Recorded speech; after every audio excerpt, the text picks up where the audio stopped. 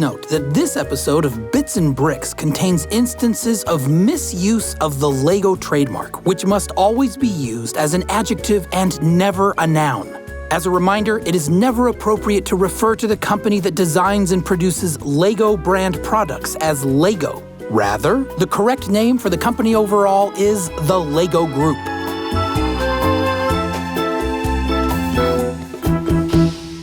I hope that was severe enough. Was it severe enough? Yeah, that was great, Ben. We got it. All right. On with the show. Bits and Bricks.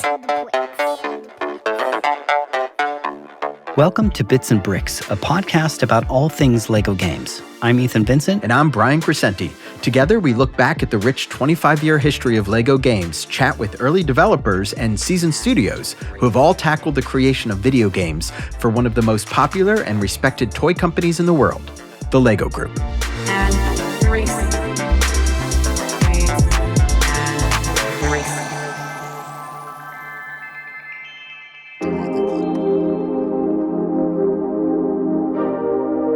This week's episode is a real doozy, a long one, and one that fans of the LEGO Group and its many toys have been clamoring for since we started recording these episodes, right, Brian? Yeah, that's right. This week, we tackle the fascinating, strange history of LEGO Bionicle from its early ideation as Boneheads of Voodoo Island, which was a creation inspired by an artist's personal struggles with a brain tumor, to the eventual death and ill-fated relaunch of the incredibly popular toy.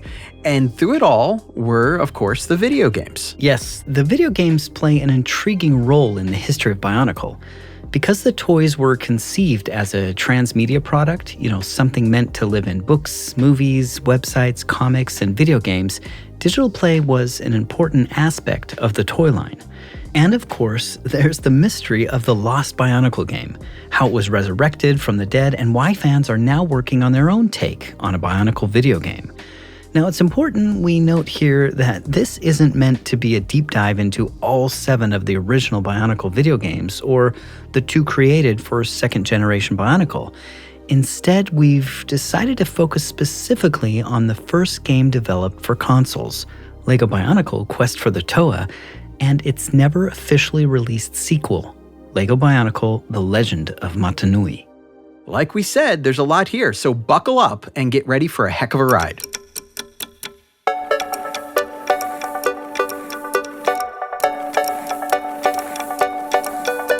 To understand LEGO Bionicle, you need to understand the fertile creative ground from which it sprouted, the state of the world, and perhaps most importantly, the state of the LEGO Group in the late 90s and early 2000s. Signs of what would become the LEGO Group financial crisis first appeared in the early 90s when profits began to slow. The initial reaction was to retire a core group of LEGO designers and replace them with 30 innovators. That shift in designers eventually spread to a shift in designs, and by the late 90s, LEGO sets were distinctly different and one fans didn't necessarily like. In 1998, the LEGO Group had its first loss, eventually laying off 1,000 employees. The following year, the LEGO Group introduced sets based on licensed properties, including Star Wars, a theme set that would go on to fuel massive growth in the LEGO Group profits. The success of licensed properties underscored the value of backstory for the company, and so it started to explore the idea of creating its own properties, working with, among others, Copenhagen advertising agency Advance, and one of its art directors, Christian Faber. The agency had been involved also with the LEGO projects for years and years. And that gives you sort of a long stretch of content and a long stretch of issues. And in some way, that plays a big role in the way we solve different challenges. Christian said that there were a few very important moments that led to the creation of LEGO Bionicle. A key one was the 90s and the seismic shift the LEGO Group was going through during that decade. People were starting to doubt that this was where the future was sort of heading when it comes to toys and games and everything. It was almost like there was so many threats through the 90s and the early 90s. It was a sort of emerging game market that was really difficult for the LEGO Group to get into in the beginning. Then there was the big opening of the production of toys in China, and they flooded the market. On top of that, the last of the LEGO Group's basic patents had expired in 1989, opening the door for competitors. This, of course, had a big impact on the company and its way of thinking internally, Christian said. So there was just so many things that was threatening the LEGO Group, the future. And we were feeling this in all the things we were doing. We were feeling it when we visited Billund and talked to colleagues and talked about creative stuff. So that said, the stuff that we were looking into in the mid-90s was sort of the innovative things we were doing were pointing towards how do we solve this problem. We need to get the Lego brick into the schoolyard. We need to make it cool. We need to make a lot of new suggestions or stories or so for you to play with when you bought a box of Lego bricks. And all this came together in different initiatives. I remember one in 95. It's called Cybots. It's actually my first attempt to look at a buildable action figure. I was doing a lot of Lego Technics at that time, building cars and planes and mechanical stuff. And a certain idea popped up that why not build sort of a character or a human or something that has sort of a torso and 2 arms and 2 legs and a head. But we didn't have the system to do it. We needed the connection point that would make this a simple build. The group tested out doing a ball joint at one point, something that would become a key component of Bionicle toys. The design was used in the Technic-themed Slicer Throwbot set, which Christian said was his first attempt at creating a buildable action figure. The idea was to put it in a can or a canister, so it was easy portable. It should be cheap to buy. It should be easy buildable, almost without a building instruction. And it should be at a price where kids could buy it with their own pocket money. That was a market the LEGO Group really wanted to hit. And then the whole idea of making it sort of new and have a new sort of look and a new design feel that would make the toy store move this display out into the front of the store, which was really an advantage because you would pick it up as you were at the register and so on. Right. So this was like an impulse purchase idea. Yeah, exactly. And that was, it was actually working really well. It was a launch that almost sold itself. There was not a big campaign. Planet Slicer, 7 continents, 1 battle, arriving 1st February 1999. The Slicer sets, which hit in early 1999, also introduced the concept of having elemental characters that would have distinct abilities, a sort of table setter for an idea that would come back in full force with the later release of Bionicle. However, support for the Slicer Throwbot sets was short-lived, overshadowed by the sudden and tremendous success of the Star Wars-themed LEGO sets. And around the same time the Star Wars sets hit, the LEGO Group released another non-traditional theme set, the short-lived Technic-themed Robo-Riders. The next year, it was supposed to do another sort of craze product, as they call it, and you had this the Robo-Riders, which was sort of a bit strange because we had just nailed the one with the character, and it was really popular, and then, okay, let's do a vehicle that's a character. Quick to build, action-packed functions, and great shooting. They come in cans with secret codes to games on the internet. Robo-Riders. That's a big mix when you have something that's really working. So in year 3 of these small products, we suggested that we would have this long story. It would actually be played out as if there was a movie, like a Star Wars-like epic film, but we didn't have a film, so we just did it as if there was one. And we created frames out of the film that wasn't there. It was really an attempt to try to use all the tricks in the book from the big movie, but actually do like a small, really active launch. You know, when we've been working with the LEGO Group for all the years, having other franchises to be part of that was actually a dream we had for many years, because imagine that we had sort of the whole story already out there and we could just do the models and so on. LEGO and Star Wars join forces for the first time, so you can build authentic LEGO. Christian said that the success of LEGO Star Wars and the need to come up with a successor to Robo-Riders, released in 2000, led to an entirely new concept. When we were sitting with the concept of this next thing that should follow after Robo-Riders, we were thinking, okay, what if we had a story that was just as big as Star Wars, with just as much content and we were launching that, or we were launching a teaser for that maybe. We were thinking about Bionicle like that. And then, of course, it had a great effect that the LEGO Group saw the effect of storytelling. We actually called it, at that point, we call it story selling, because it's actually taking all the sort of positive things from a coherent story with all the characters and turning it into a sales argument, but also a collecting. You get the sense that this is going to continue into next year and next year. So there's really a good idea in getting in early and so on. I think Bionicle had a lot of energy coming from the Star Wars launch.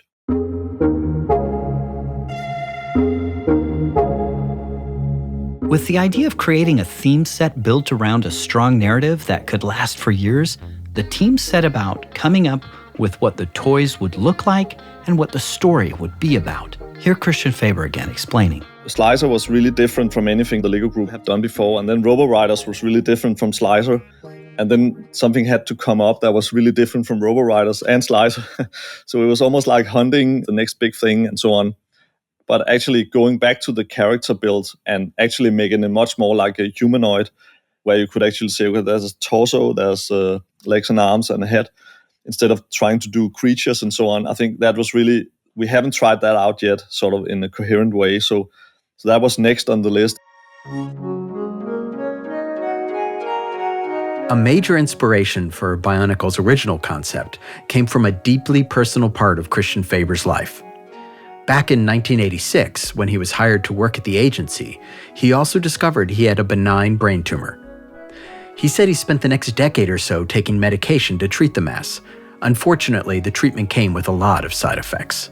I had sort of 10 years with morning sickness, which is really strange when I'm mentioning it now, but that was a quite strange period from your 20 to your 30 to have sort of nausea every morning because of this medicine. But I was like, okay, I have to fight this. I have to get this tumor to not grow and so on. But at the same time, I was thinking about this medicine I was taking as small sort of soldiers that was going into my body to locate this place that was not right and then fighting it. So that was sort of the story building inside my imagination long before Bionicle. And when I saw the packaging from the design department, which was like a canister, it just clicked and reminded me of the capsules I had been eating for 10 years. And sort of say, okay, why not make these actually like heroes that need to come to this island and solve an issue for the locals there? And maybe there's connection there. Why not put something big underneath the island that nobody knows about? I love this thing of storytelling where you're sort of dissolving the sense of scale. But just to say that part of the story came from my life with this illness, so that fit very well to this Lego situation. So it was Christian's struggle with his illness that lent itself to the central story of what would become Bionicle. In talking to us, he also mentioned that he was inspired by the television show Survivor, which was popular at the time.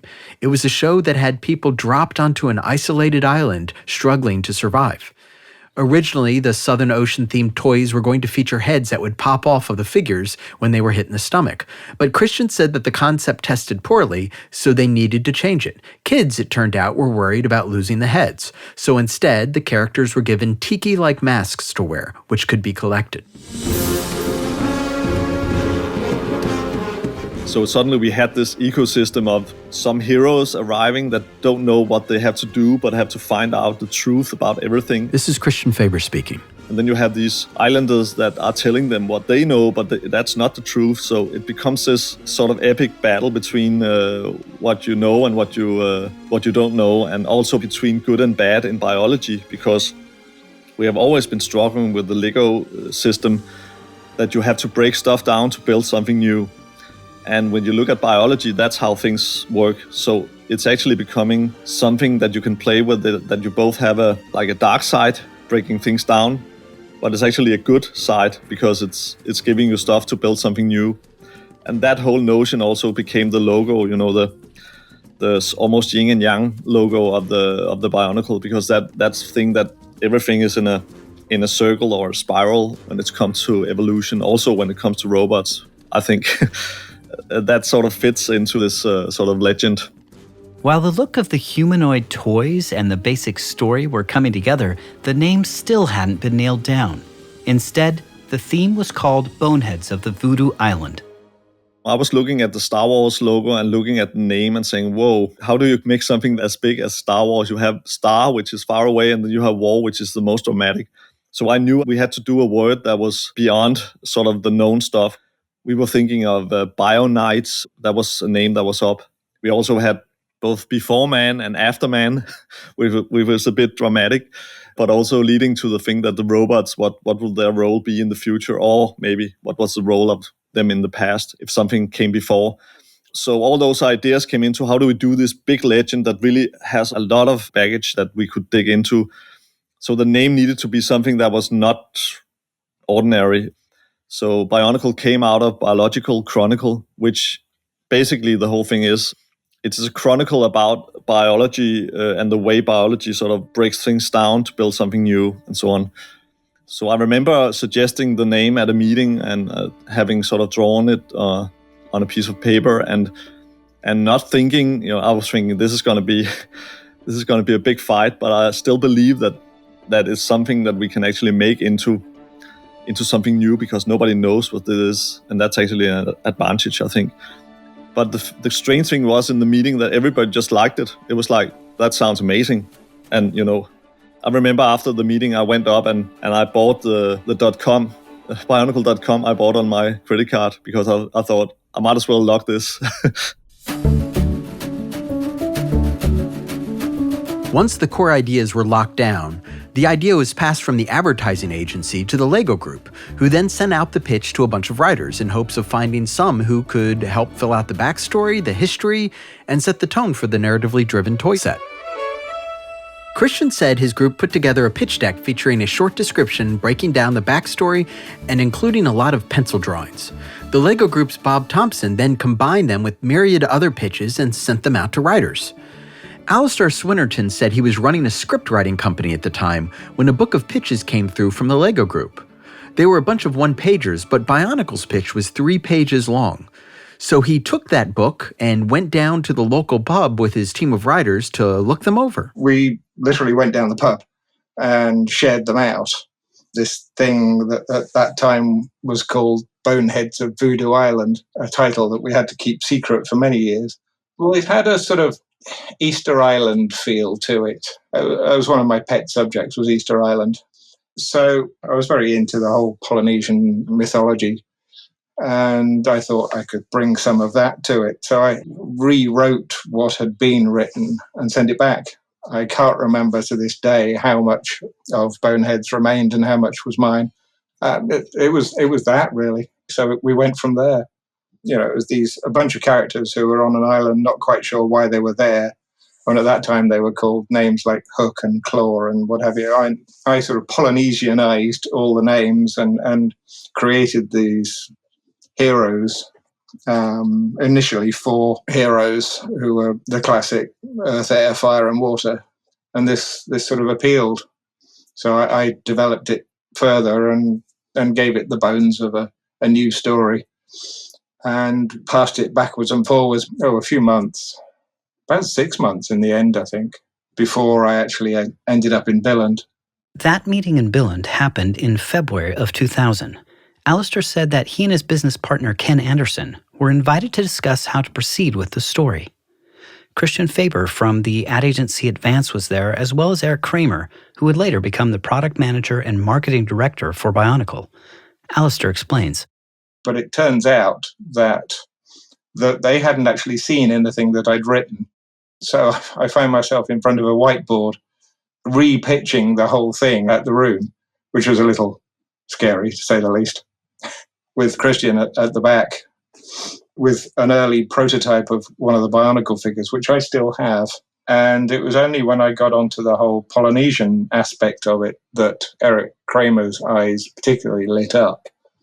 And I remember him saying something about them always wanting to find something that could help them break the Southeast Asia market, and he thought maybe this was it. Alastair ended up landing the deal, and a few months later, Christian christened the new set Bionicle. Alastair wrote what he said was a typical story Bible, like you would for a television series or a movie franchise. The LEGO Group actually told Alastair to write it as if it were a movie, even though there were no plans for one at the time. In Bionicle's case, we started with the world and what it was and why it was. And I came up with the idea that this island was actually the face of a crashed planetary evacuation robot. Somewhere, I don't have it in it. I don't have the original Bible anymore. I wish I did. Somewhere in that first Bible, there is a little pen drawing that I did called Al's Rubbish Sketch of this robot lying down with its head above the water and its knees above the water. We created that first, and then these characters, the 4 heroes. Initially, it was 4 heroes. It became 6. And what were initially called Turaga, and why they were there, what their mission was, and what the end result would be. At that point, we weren't looking beyond the first release. We didn't, at that point, have a 20-year end game in mind. I mean, that came along fairly quickly afterward. As soon as it became obvious that it was going to be big, that process started in earnest. In the time before time, on the mysterious island of Matanui, 6 canisters washed ashore on a golden beach, and new and powerful legends were born. They battled the darkness of evil Makuta and the terrible menaces he unleashed. Early on, Alastair ran into a pretty major issue. The concept for Bionicle relied on the fact that there would be an inherent battle between good and evil, but the LEGO Group just didn't do violence. Actually, Bob coined the phrase with smart, heroic thinking, which still to this day is one of the great phrases of all time. Alastair is talking about Bob Thompson, who helped create the story of Bionicle. I said, look, this is Terminator 2, where Arnie isn't allowed to kill anybody, but he can incapacitate them. So the idea was that your characters can't directly hurt another character, but they can fire at a rock that's above the character, which then drops on top of them. That was a very simplistic example. So, yes, that came from Terminator 2.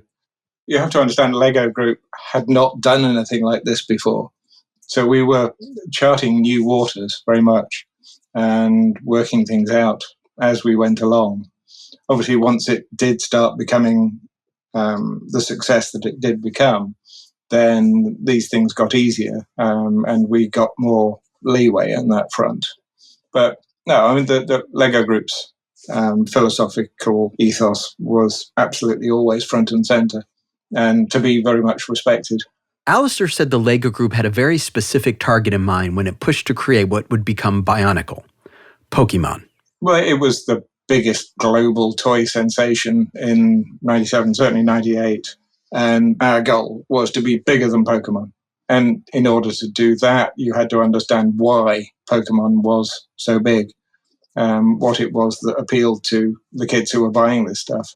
It was the whole gotta collect them all thing, the set building, which obviously fed right into the LEGO Group ethos. We knew we had that, particularly with the masks.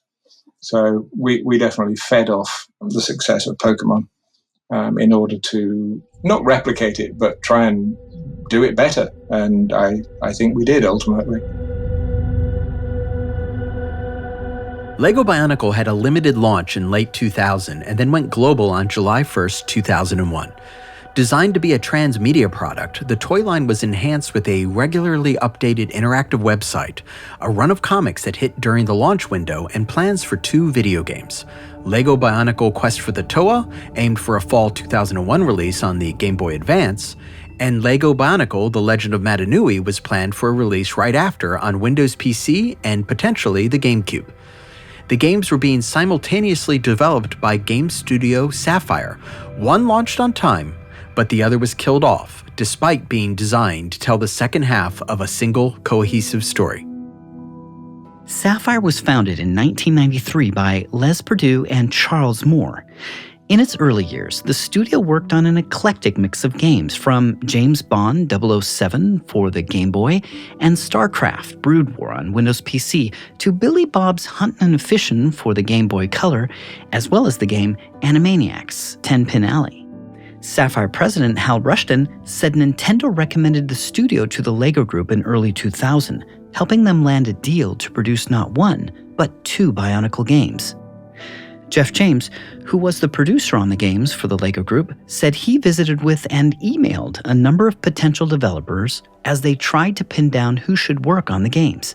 Among the people and studios they chatted with were Ken Levine at Irrational Games, Human Head Studios, and Epic Games' Cliff Bleszinski and Tim Sweeney.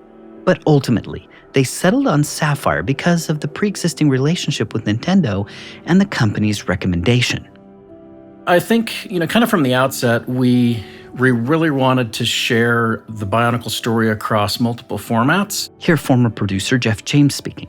The original idea for both games is that they would be connected. So the Game Boy Advance game would serve as a prequel to the PC game.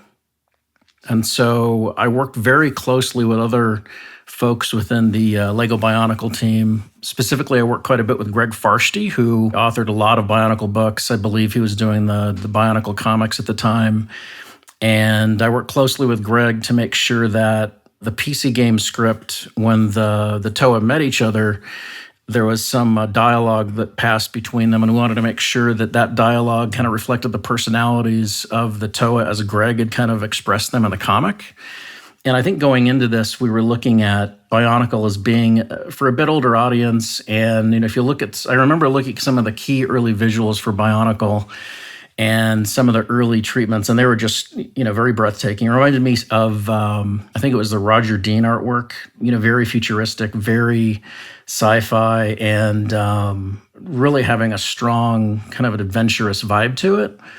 And that kind of led us to, in terms of concepts, when we were talking about the types of game, we wanted Bionicle to be, we settled on having, a 3D action adventure, not unlike what you'd see with The Legend of Zelda Ocarina of Time, kind of that format. That's kind of the direction we went. The original pitch for the games was just a couple of pages, Jeff said. That pitch came with the story Bible created by Alastair and some of the other interactive pieces, like what was being done on the website and in comics. The Game Boy Advance game focused on a Matoran named Takua, who, through his adventures, at the end of the game, he basically summons the Toa to the island. So at the start of the PC game, the Toa are kind of falling into the ocean around the island of Motunui. And Toa Inua washes up on shore, called by the signal that Takua had activated, at the end of the Game Boy Advance game, and that's how things kind of kicked off. So that whole integrated, going from one game to the next, we thought at the time was kind of a novel approach, and it also tied in with a lot of the other media, the website and the comics and everything else. We tried to have a lot of integration there story-wise. Christian Faber also met with the team at Sapphire a couple of times to give them a sense of the big picture of the world and the depth of the narrative. We thought of this story as a big tube. You were traveling down this big tube, and if you imagine different products or stories that were sort of traveling alongside, but they didn't have to follow exactly the same route, but they were pushing the whole story forward at sort of one level in some way. It's almost like the story creates this funnel, and then you have different directions inside, or you're moving in the same direction, but you have different tracks you're following. And we always try to sort of make them meet at certain points where we could do great connections between the game and something that would happen in the campaign. We could have characters that met up at different points, and just to say, this is maybe how everybody does it now, but at that time we were sort of feeling, okay, we need some kind of system here. Development on the Game Boy Advance was led by Jay Ward, while development on the PC game was led by Dan Hilton. It was key that the two teams work closely together, Jeff said, to ensure that the shared storyline which threaded between the games made sense. To make that level of narrative complexity a bit more difficult to deal with, both games also had a very aggressive release schedule, with the teams getting a bit more than a year to finish. That's kind of a tough schedule to operate under. Here, Jeff James speaking. But I know that the developer and on our end, we worked as hard as we could to try to make that a reality. And, thankfully it worked out on the Game Boy Advance side, but unfortunately it didn't, on the PC side. So Darvell Hunt was one of the developers working on The Legend of Matanui for the PC. Well, it was actually a fun game to work on. We had a great team. We'd come in, everybody'd sit up on your computer. We had 2 different buildings. When I started, we were it was like an old warehouse at a landscaping company. It was kind of funny, but they just set up desks in the landscaping headquarters, and it was pretty tight in there. After a while, we moved into an official building, and we were all in our cubes, and it was a little bit different in that we couldn't just see people and talk to each other, but I think it might have helped because it didn't have as many distractions. As development progressed on the first 2 Bionicle video games, the push to market the unique LEGO toy was underway. Christian Faber said the ad team did something unusual for a LEGO product. They created a special video to hype the upcoming theme set for internal use only. The idea was to get the sales team excited and on board with the project. We actually did something that was really, really crucial for this whole thing. We did a selling-in video, and the selling-in video was internal. It was filmed and put on VHS, and it was delivered to the different sales people who were pitching this, and they put on the video, rolled down the blinds, and when those 2 or 3 minutes were over, I think everybody was understanding that this was something that the LEGO group had never done before. So doing that video was really was, I think, the best move ever. And we actually did it because we didn't know how to explain this. It wouldn't fit in a slideshow. It wouldn't fit in just a spreadsheet or anything. We needed to have music and sound and dramatic pictures and the right timing in there, so you really get this feel in the stomach instead of in the brain. And then there was a narrator, really, really good narrator. He also did the first materials for the whole scene. And I think his voice and the music we used and all those things just came together to something that I had never seen it before. And then I knew that the LEGO group had probably not seen it as well. So I think the whole Bionicle thing was born there, actually, the feeling of this mystery, sort of a deep story that's not, you have to do a lot of things to sort of get things out in the open, and you have to dig into mystery and so on. I think that was actually shaped by that video.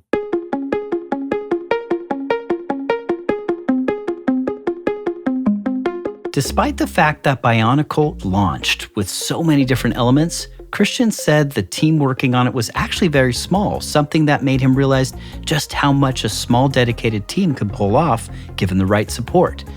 To make sure everything worked well together, Christian found himself flying all over the country to brief different teams.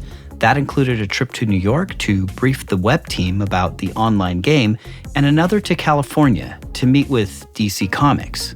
It was quite an amazing list of collaborations around Bionicle. This is Christian Faber again. But that started out with that one meeting where we sort of fleshed out what the online game could be, because we really wanted this to be sort of a episodical thing where you went in and then some time would pass, and next time you come in, then the next part of the island is open. So there's this anticipation, and we could have this talk in between where people were talking about what it was and so on. So the landing on the beach in the beginning of the game, and then the whole sort of trip around the island, that was I think that was really the core Bionicle. Christian Faber is talking about the Matanui online game, an episodic web game that was released and updated regularly on Bionicle.com throughout 2001. It was so popular that after being removed from the website in 2003, it was released as a downloadable game in 2006 for fans. Everyone involved in LEGO Bionicle could see almost immediately what a tremendous success it would be, and they were quickly proven right. Alastair Swinnterton said the team was still a bit surprised. We had something very special. I think the key moment when I realized it was as huge as it was when I think Bob was in New York at Christmas, which would have been 2001, maybe, or maybe 2002. And there was a massive display of Bionicle in Times Square. I went, right, yeah, okay, this is big. I think that was the moment it really sunk in quite how big it had got. Bionicle, each set sold separately. You can enter the world of Bionicle, where a hero will be revealed. Trust in the mask. Let it be your guide. And an adventure will come to life. Bionicle, Mask of Light, the movie. It's one of 6 Bionicle Viscerac and the brand new movie, Bionicle 3, Web of Shadows. The intertwined rollout of Bionicle across books, comics, toys, movies, and video games turbocharged sales, making it the top theme for both 2003 and 2006. But those early days weren't without controversy, specifically one sparked by those 2 first video games. As the 2 teams at Sapphire worked on the 2 games, the Bionicle sets were blowing up, quickly becoming a cultural phenomenon. Jeff James said they knew they were going to have a hot property in the game in part because he saw the figures firsthand working out of the LEGO Group's Enfield, Connecticut offices. And as the sales increased, the expectations for the games did as well. Early on we saw, just how anticipated it was, how popular it was being received. So the pressure and the awareness kind of built up over time, but I was very excited to be part of it. This is the first, as a game producer, these were my first, the 2 first games I'd ever been a producer of. And it was a very exciting time, not only, on the toy side, obviously, where Bionicle had the biggest success, but on the game side and also on the website as well, on comics and books and, you name it. It was building up to be something special. Both games were already making the rounds while in development. They were even shown off together at the E3 Video Game Expo in the summer of 2001. But then, the LEGO Group was seemingly blindsided by a potential lawsuit. New Zealand-based barrister Moe Solomon, who was representing 3 New Zealand Maori tribes, wrote the LEGO Group saying it was inappropriate to use some of the Maori names for toys. Bionicle made use of names like Tohunga, which for the 3 tribes Moe represented means spiritual healer. He added that the tribes were prepared to allow other Maori names that weren't sacred to be used on a commercial toy. We spoke with Moe Solomon, who lives on Chatham Island in New Zealand, about the issue and how he thinks the LEGO Group responded. I was legal counsel for the number of Maori tribes who had taken a claim to the Waitangi Tribunal for recognition and protection of their cultural and intellectual property rights. That claim was filed with the Waitangi Tribunal in 1988, and I was representing them from about 1991 onwards. And so we discovered that the LEGO had issued a number of Bionicle toys with Maori names such as Tupuna and others, and there'd been, no discussion or consultation with Maori about the use of some of these names, some of which were quite tapu, meaning sacred, and to use them on, plastic toys was inappropriate. So the nature of the objection from the Maori tribes to the use of their sacred names is that, one, there'd been no consultation or engagement with them, and to use these names, a plastic toy, was considered to be culturally inappropriate. So same like using Buddha or Muhammad or Jesus or something of that nature. I don't think LEGO would be issuing a range of toys using those kind of names. And so for Indigenous peoples, just using names or other cultural symbols and icons without permission is not appropriate. So there was cultural offence that had been caused.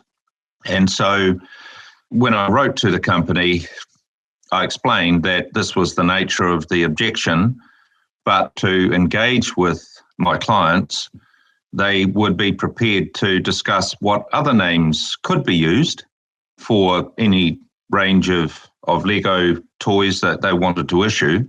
So it wasn't just a blanket no, it was there's an appropriate process and protocols that need to be followed. So that's really some of the background to the objection to LEGO using those Maori names for these Bionicle toys.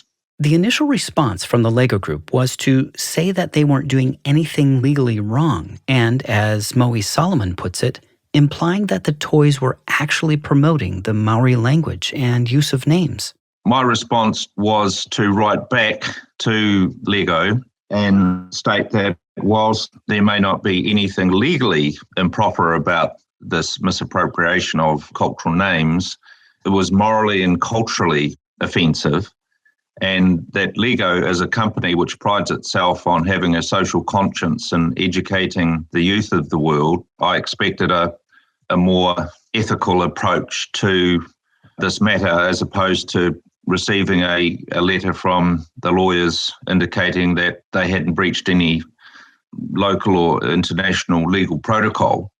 So I think that second letter struck a chord, because I got a reply fairly smartly from one of the top dogs at LEGO based in Denmark. And actually, I just can't recall the gentleman's name, but he was very good to deal with from that point on, and even offered to fly out to New Zealand to meet with myself and my clients and look at a way forward. So from that point on, things went more smoothly. News of the Maori objection came as a surprise to those working on Bionicle. Alastair Swinnterton said his initial reaction was disbelief. Obviously, we had used not just the Maori language. We wanted to make the words that we used mean what they were supposed to mean. They were Tahu means fire, and so on and so on. Absolutely wanted to respect the languages that we were using, but we didn't, intentionally misappropriate the various cultures. We certainly didn't use any of their actual mythology. We invented our own mythology, but just used these names in order to give it some sort of regional authenticity. Christian Faber said he recalled feeling initially astounded. The whole thing about taking inspiration from the Maori language and so on, that it really felt like something that could inspire something new when we found this whole new language and so on. And it fit totally well with the storyline about the volcanic island that was sort of secluded, and the whole sort of mythology of these people living on that kind of island was there already. So I guess there was a lot of cross inspiration and also the language and so on. And I think, of course, we used the location as our core point. We were on a volcanic island in the middle of an ocean with a lot of drama around that, and that was shaping the story. But that had also been shaping the religion of the Maori people. And we had this big robot lying underneath, which was a story that came out of like the brain tumor I had many years earlier. But it turned out that in the Maori story, you had these two brothers that created the islands. So the coincidence in all those things was just like really mind-boggling. While both Alastair and Christian seemed to be caught off guard at the time, the two also said that they never thought or considered reaching out to the Maori to see if any of those references should be treated in a specific way in Bionicle. We didn't. No, we probably should have done, to be fair. This is Alastair Swinnterton speaking. We were just making up words. We were looking for words. In retrospect, obviously, we should have just made up words that didn't mean anything. But at the time, Google was a very small thing. There were very few online dictionaries. I think most of the words I got initially were from an actual physical dictionary I bought in Foyles in London. So obviously, a few years later, when the internet became a much bigger thing, it would have been much easier. In later releases, a large part of my job was to make sure that the names that we chose didn't mean anything in any language. I think we were very early adopters of the Google whack. Meanwhile, the LEGO Group's Brian Sørensen flew to New Zealand to open discussions with Moe Solomon and others from the Maori group about how to proceed. Moe Solomon said the meetings went well. What we proposed actually was quite constructive, I thought, was to develop a protocol between not just Maori, but other Indigenous groups and LEGO, and in terms of wanting to use, or companies who might want to use Indigenous names to promote their commercial products. And we talked about developing a protocol and guidelines and codes of conduct. And LEGO were very enthusiastic about that. And so we sort of developed an initial draft, but LEGO felt that it was appropriate for toy manufacturing companies also sign up to a similar protocol. But as it turned out, no one else was interested in doing that. So what LEGO agreed to do was entering into an international protocol, just decided to cease using those names. And I think they withdrew one of the more sensitive products from the market immediately, and then didn't make any more of the other products that they had once they'd sold out. Months later, the LEGO Group publicly announced that it would revisit the game, the theme set, and its inspirations. The company also said it would create a new code of conduct to govern the way it uses folklore in its toys. Specifically, the company said that future launches of Bionicle sets will not incorporate names from any original culture. The LEGO company will seek to develop a code of conduct for cultural expressions of traditional knowledge.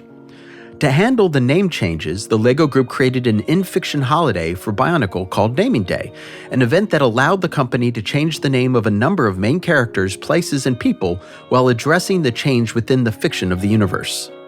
Well, I mean, obviously, I wasn't involved in the discussions with the Maoris. That was the LEGO Group high-ups. But yeah, I was mostly really upset to realise that we had upset them. Moe Solomon said that, ultimately, the LEGO Group did the right thing. You know, Indigenous peoples worldwide, especially those who have been colonised, even those who haven't, their knowledge, their language, their traditional cultural expressions are some of the few things that remain in their possession, having lost, life, land, liberty in some cases.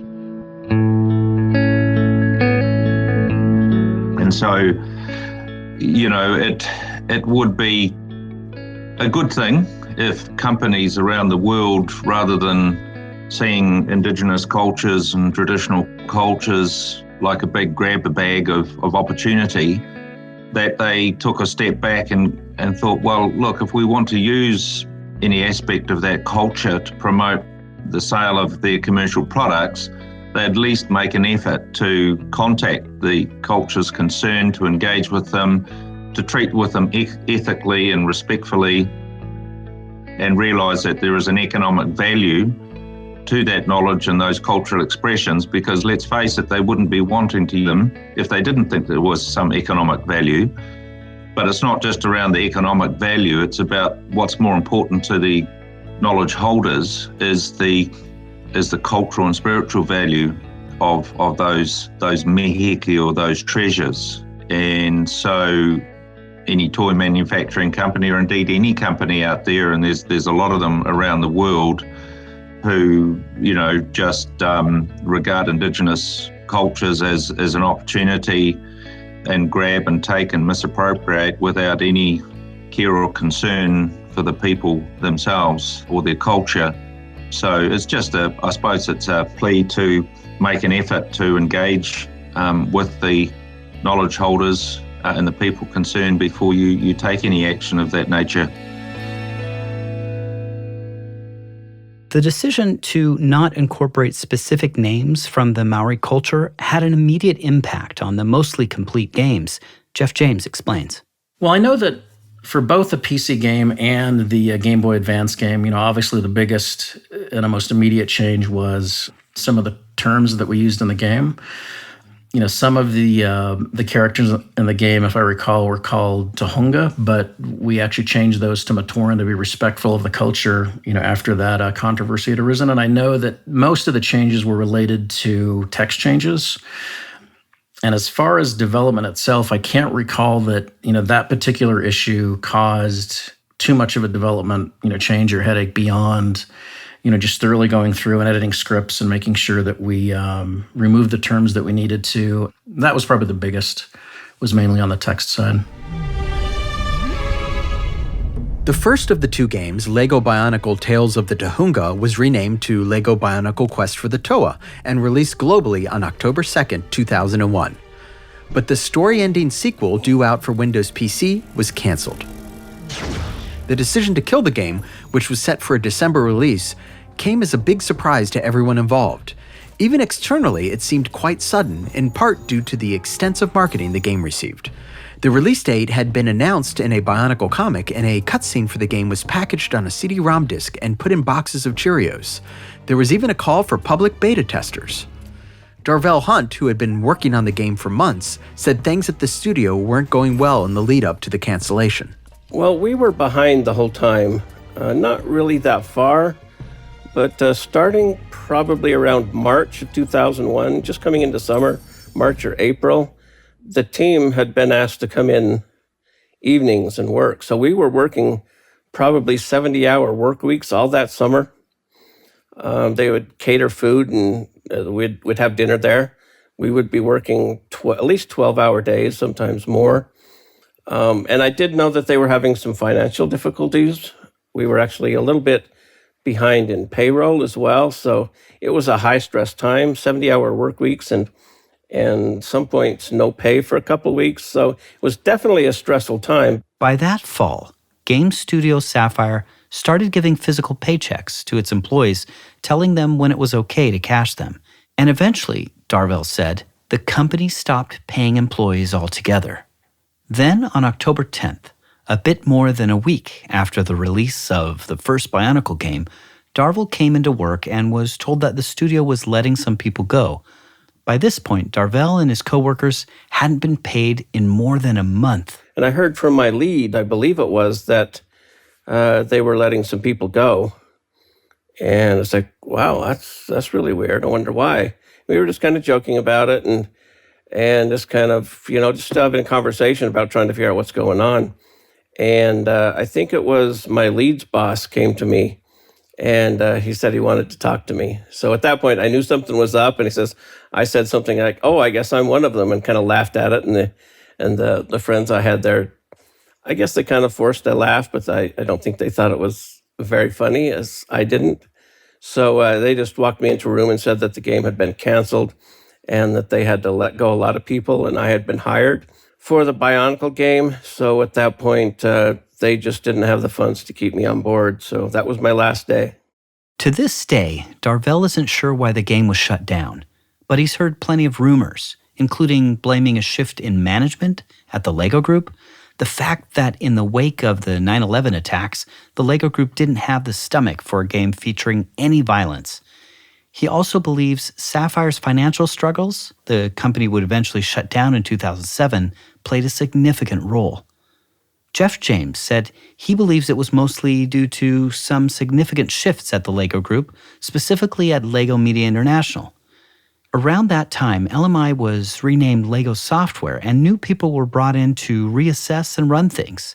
Among them was Tom Stone, who in just a couple of years would leave the LEGO Group and lead the creation of LEGO Star Wars with Traveler's Tales. When he had joined the company, he started assessing games. This is Jeff James speaking. And kind of looking at, what games are in development. And I recall that he had come out to Sapphire. I believe this was after 9/11. So I distinctly remember, empty airports and, meeting with Tom to fly out to see Sapphire, where he could get a look at the game and take a look at its current status.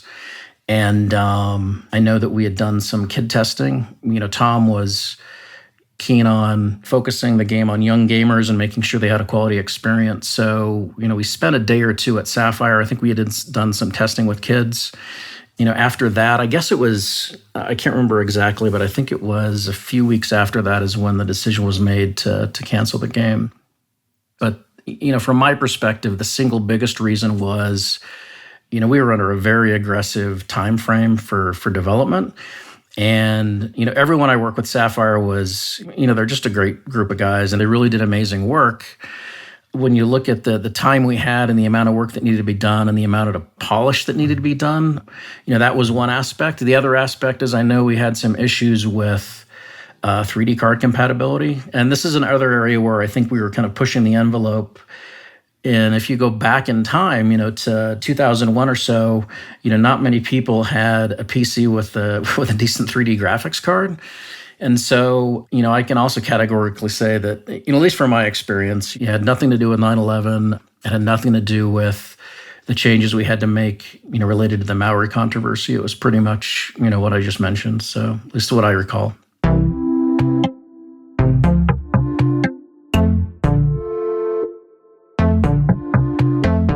I reached out to Tom Stone about the game and its cancellation to see if he could recall what happened. From his recollection, the game's cancellation was driven by a number of issues. The game was originally designed to be a type of first-person shooter, but that would have given it a teen rating, something that the LEGO Group wasn't comfortable with. So the decision was made to change the camera from first-person to third-person. That change, as Tom puts it, and I quote him here, really spoiled the game experience. The Bionicle FPS would have sold millions, as it's exactly what the young gamers wanted. Instead, the game was canceled. Jeff James calls the cancellation heartbreaking.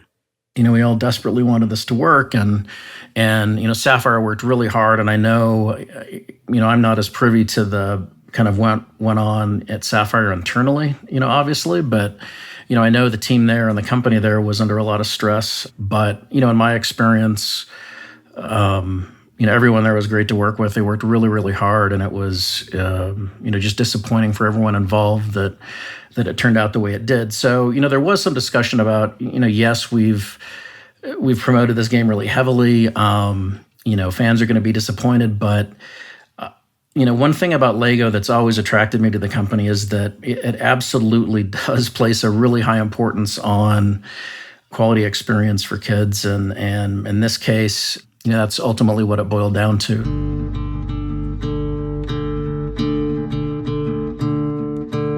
It was Darvell Hunt's first professional video game, and he was deeply saddened by the cancellation, perhaps even more than being laid off. I was really disappointed because I knew that I'd been working for a whole year, and I would never get my name in the credits, and I would never get to play that, and I'd never get to show my kids or relatives and say, this is the game I worked on, how cool is this? I think it was the first time I'd ever been laid off, and I called my wife, and we chatted with it, and she started crying on the phone because she didn't know what we were going to do. And it's like, I was not crying myself. It was kind of a shock to me, but I just figured, well, we'll have to figure out what to do, find another job. It won't be that big of a deal. As it turns out, it was over a year before I found a new job. So it was a fairly stressful time. But right then, I was just concerned about figuring out how to get home and support my wife and just kind of get through the beginnings of it.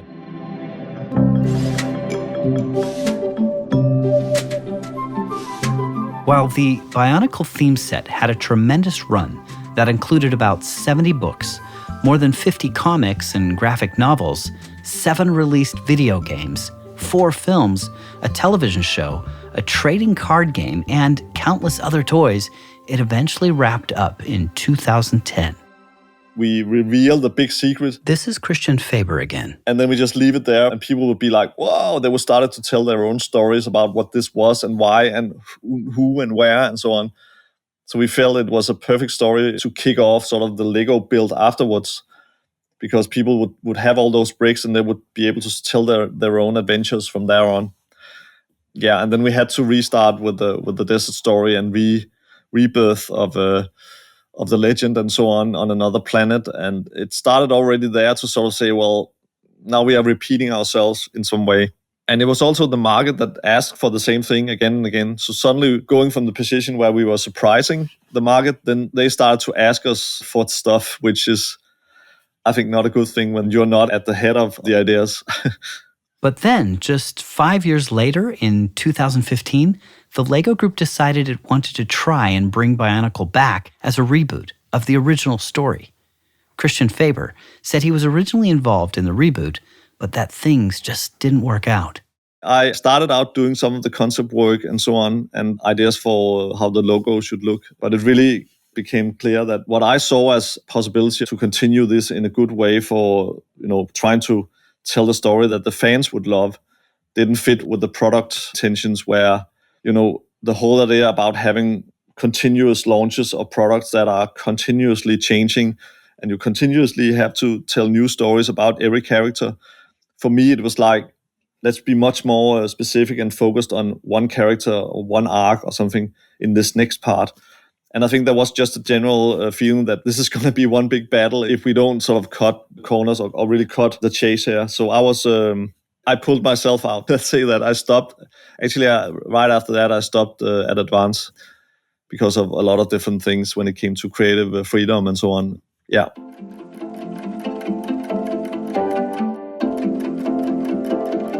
While the first generation of Bionicle toys had been discontinued for about a decade, and the second generation for half that, fans of the toys continue to thrive, gathering online in a multitude of fan sites. Among them is a group that tracks down lost bits of lore, toys, and even managed to breathe new life into the once forever lost canceled LEGO game, Bionicle: The Legend of the Matanui. I am Pakiti. I am the founder of Lightstone Studios and the producer of The Legend of Matanui Rebuilt right now. My initial association was just with Biomedia Project, but now I also run Mask of Destiny and all that's currently entailing. This is Liam Scott, a Bionicle superfan who became obsessed with the toys at 9 when he first saw an ad inside an issue of LEGO magazine. He said he was drawn to the toys by the story and the inherent mystery. While he played with the Bionicle web games quite a bit, he didn't really get into video games until about 2008, well after Matanui failed to launch. His entry point into that lost video game came through an introduction to the adult fan of LEGO website, Biomedia Project.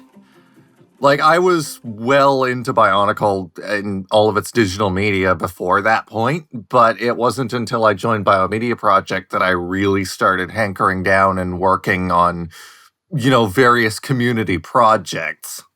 The Biomedia Project is essentially a massive archive of all kinds of Bionicle media, from comics, movies, video games, etc. One of the most recent acquisitions, actually, was the partial source code for the GBA game Matoran Adventures. Pretty soon after joining the group, Liam found himself falling down the rabbit hole of LEGO Bionicle: The Legend of Matanui. And what was, in 2001, simply a game that was never released, over the ensuing decade became a sort of holy grail for the fans of Bionicle, an enduring mystery that needed to be solved. I guess I was always sort of interested in finding out more just because of the whole mystery of the series, but it wasn't until it ended in 2010, I think, that the efforts really started to begin to collect everything that there was in the interest of, bringing it forward to potential future fans. I've lost count now of how many times I've referenced Biomedia Project or Wall of History, Biological Chronicle, if I want to get somebody who's completely unaware of Bionicle into the series, and I can just send them these links. For Liam, the mystery was made all the more enticing by his own experiences playing LEGO Bionicle: Quest for the Toa. When he got to the end of that game, he found not a story neatly wrapped up, but a cliffhanger meant to be resolved in the unreleased sequel. Though the main story threads were resolved in Matanui Online game, the unresolved ending and the knowledge that the game was apparently mostly finished when it was canceled was just too enticing to forget about. Legend of Matanui was essentially the holy grail of lost media. Everyone wanted to know more about it. Everyone wanted a copy. The developers, from what I gather, were harassed by people every other day at some points. Yeah, it was just something that everyone wanted and didn't really think would ever actually come out. While the desire to see the game was there, it seemed unlikely that the game would ever be released. The game was canceled in 2001, the team who worked on it laid off, and the company later shut down. But then the seemingly impossible happened. One day, in 2018, someone at the Biomedia Project received an anonymous email with a link. Inside, an early version of the incomplete game and a single sentence. Here you go. Have fun. It was one of those things where it was dropped into our laps with, no kind of searching or anything. It wasn't until after that that we were producing that video for Liam Robertson and Did You Know Gaming, that he was doing a lot of behind-the-scenes research and ended up getting in contact with Darvell Hunt, who happened to have a copy of the final build still available in his archives and passed that on to us. And I guess considering everything that had gone before and how many people have been like, hey, I have this thing, and then they'd vanish off the face of the earth, or it would just be like a Rickroll or something, I didn't really believe that it would be anything. And then finding out that not only it was, but it was a previously never before seen build of the game with content that would be cut even from the builds that we did know that were also canceled was very interesting and ended up being the catalyst for why Rebuilt exists today.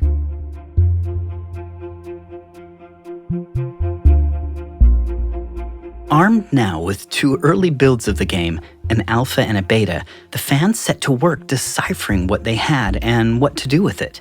One build was from July 2001 and seemed to be from a time when the gameplay and the script were in the middle of a complete overhaul.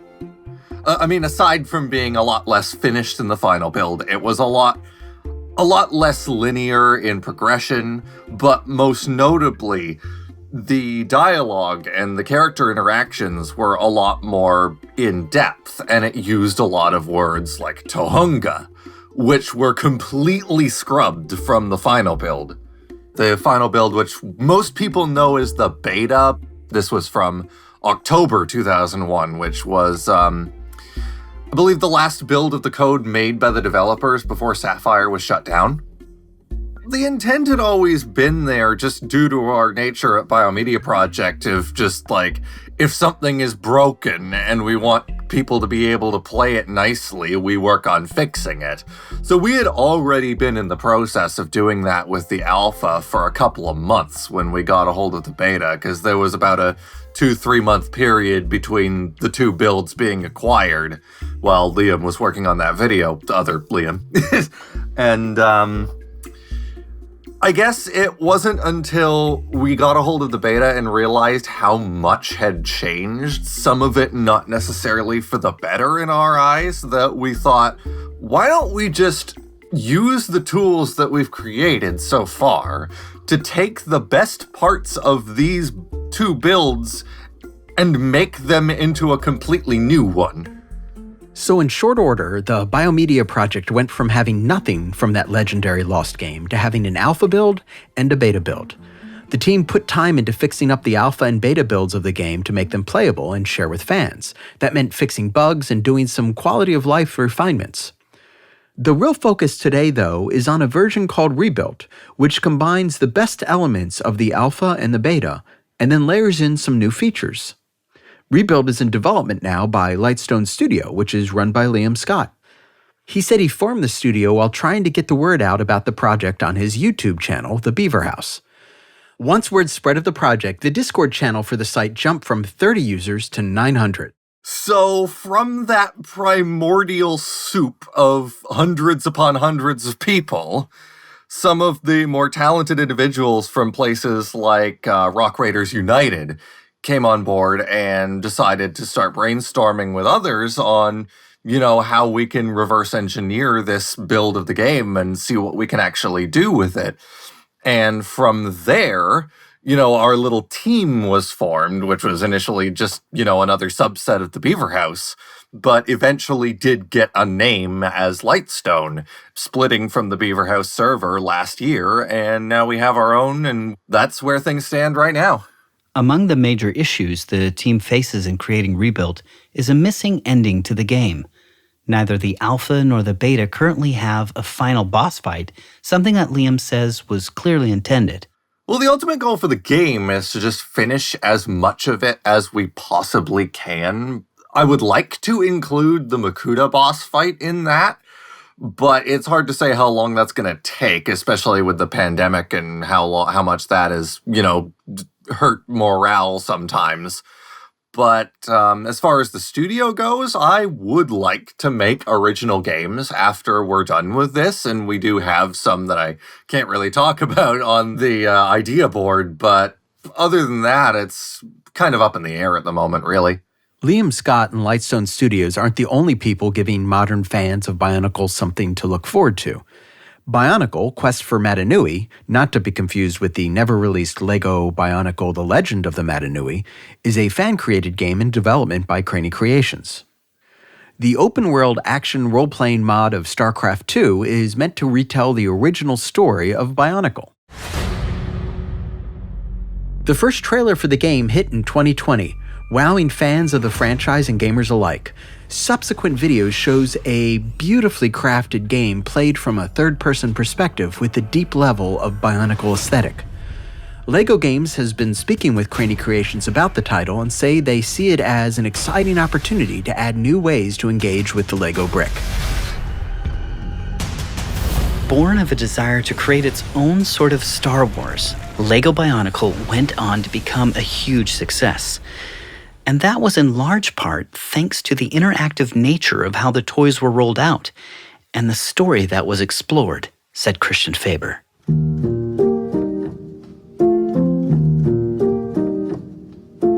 I'm thinking of this as my first really big story world-building project, and I've tried to do world-building afterwards for different projects and so on.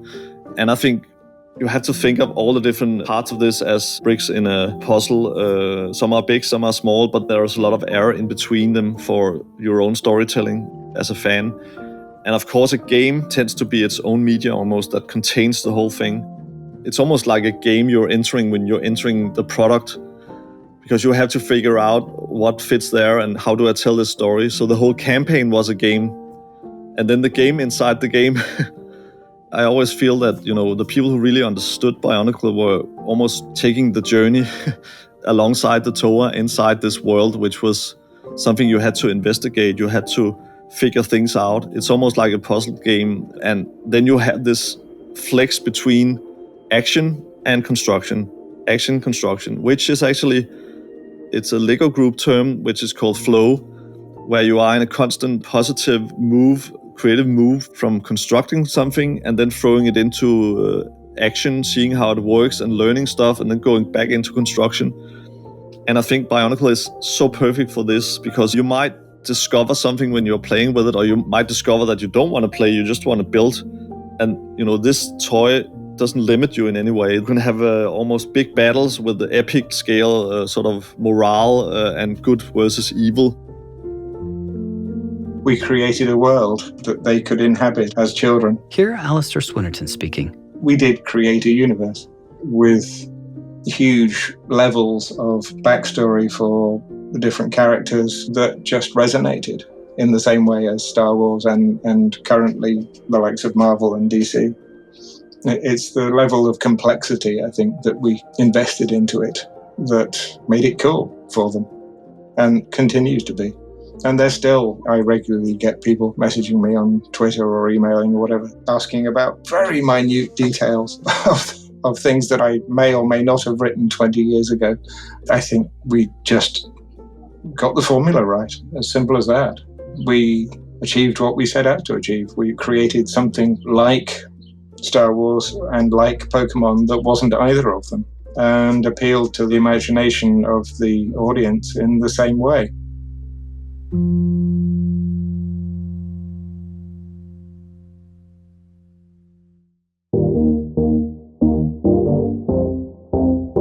Bits and Bricks is made possible by LEGO Games. Your hosts are Brian Crescente and Ethan Vincent. Producing by Dave Tack. Our executive producer is Ronnie Scherer. Creative direction and editing by Ethan Vincent. Research and writing by Brian Crescente. Art direction by Nanan Lee. Graphics and animations by Manuel Lindinger and Andreas Holzinger. Mixing and sound design by Dan Carlisle. Disclaimer voice is Ben Ungren. Opening's child voice is Milo Vincent. Music by Peter Premer. FounderMusic.com. Excerpts from various Bionicle video games and Enlik Lindstrand from the award-winning game LEGO Builder's Journey, which you can play on Apple Arcade, Windows PC, and Nintendo Switch. We'd like to thank our participants, Christian Faber, Darvell Hunt, Jeff James, Liam Scott, Moe Solomon, and Alastair Swinnterton. We'd also like to thank the entire LEGO Games team. For questions and comments, write us at bitsandbricks@lego.com. That's bits, the letter N, then bricks@lego.com. And as always, stay tuned for more episodes of Bits and Bricks.